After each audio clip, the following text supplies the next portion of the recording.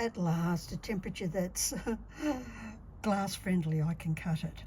So one question was, how do I turn one of these strips into the shape or keystone shapes to create the letter S? So from here you can then create any letter with a bend in it. The key are little wedges and straight bits, lefties and righties. And I've talked about that in a bunch of videos. So we'll just draw the wedge shape from our sketch. And when we're done, I'll show you a stonemason's trick to make your curves smoother. So with your wheel nippers, make sure they are 90 degrees with your piece of glass, and that the wheel nipper is the running along the line that you drew. Then you should get a great cut. Success this time. The same thing for the other side of the wedge. And then we end up with this lovely, wedge shape, which you can see what I've done with the glass. So now let me do that in the blue, because you know what I'm doing. It can be difficult without a light box because you can't see your lines through that. But what you can do is put a dot where this middle bit is, because you know you're going to be on each side of that. Bring this over here and put the line on for your angle. So then you can make the wedge shape. Oops.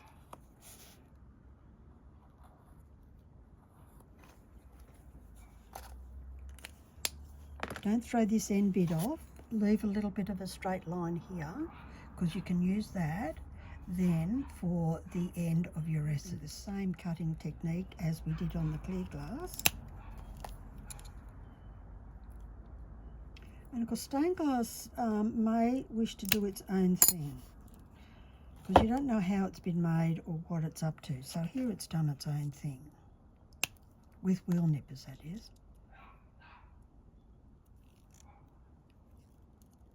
And it's made a little curve there.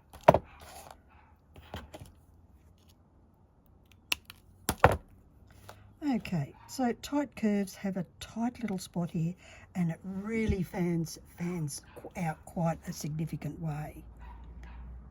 That's because this is quite large. You get a better result if you can go smaller. I can't, because I can't hold the pieces. So then we have, let me straighten up this wobbly old line. Wobbly hands, wobbly line. Okay, so now I'm going to flip this over so I can cut the next bit. But always make sure you have the same size up. So here, I can see where the end bit is going to be, which is there. And then slide this down a bit and there. So you can see I can cut another wedge. Okay, so cut another wedge. And then pop it on the right side up next to the other one. Oh, wow, look at that. And then you do the one at the end here, which will be like half a wedge. And it might be a lefty or a righty. So I'm actually just going to draw a straight line, and we can adjust it when we get to the end. There's no right or wrong and we're going to fail the class or anything like that.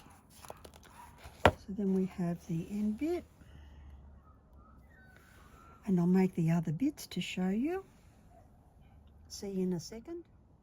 Okay, so you can see how all the pieces just start to fit together. So here they'll be way less wedgy and more straighty. When we got that middle bit is probably just going to be straight. Why not I just cut a couple of straight bits off straight away. Doesn't matter what size, I don't need to measure them. But I may need to put a little bit of a rubbing stone over them. So one of those will be, might be, yes, so there. See, there's a wedge there and a wedge there needed, and I'll just keep one of these aside for the other one. I'm about to run out of glass, so I'll just finish off this bit here, which is the same sort of wedge shape. So once you see the wedge shapes, you'll be able to just make them yourself. But I'm sure that this is certainly enough to get you going. So we'll just pop that little wedgie in there. This might just need to be all wedges. So all wedges around the curve. Oops.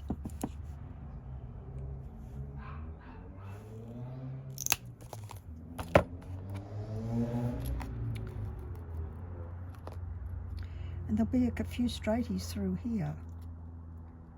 See, that's sort of a straightie and sort of a straightie, but you can work that out.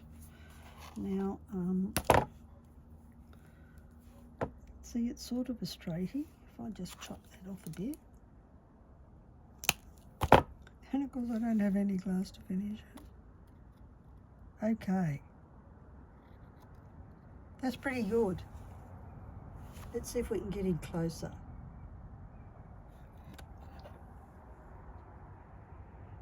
That's a good fit.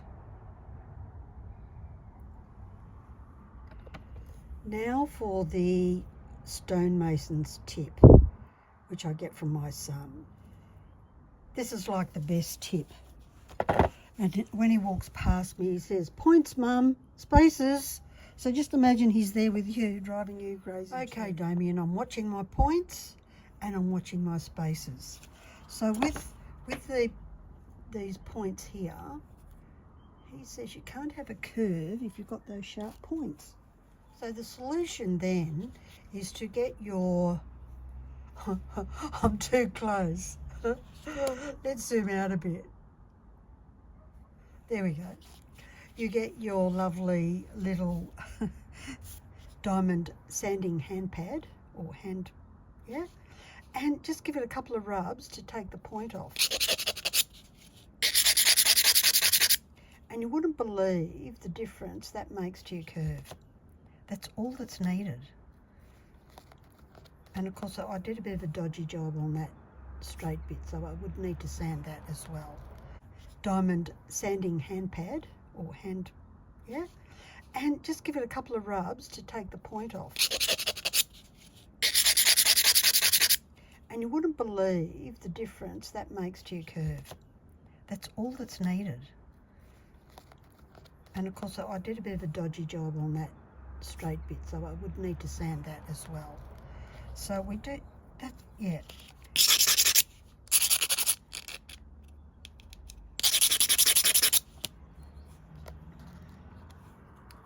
And just do that to all your points. And it immediately smooths it out. I'll zoom right in for you so you can see it. Oops, I missed one of the points. So you can see the difference. I'll move it on so you can't, it's not blocking your view with the, excuse me, not blocking your view with the black lines. So that's the one I've done. This is the one I haven't done.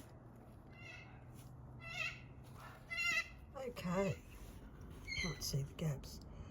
To see the difference that makes, smoothing it out as opposed to having the points. All the difference in the world. I hope that was helpful for those who want to do the letter S.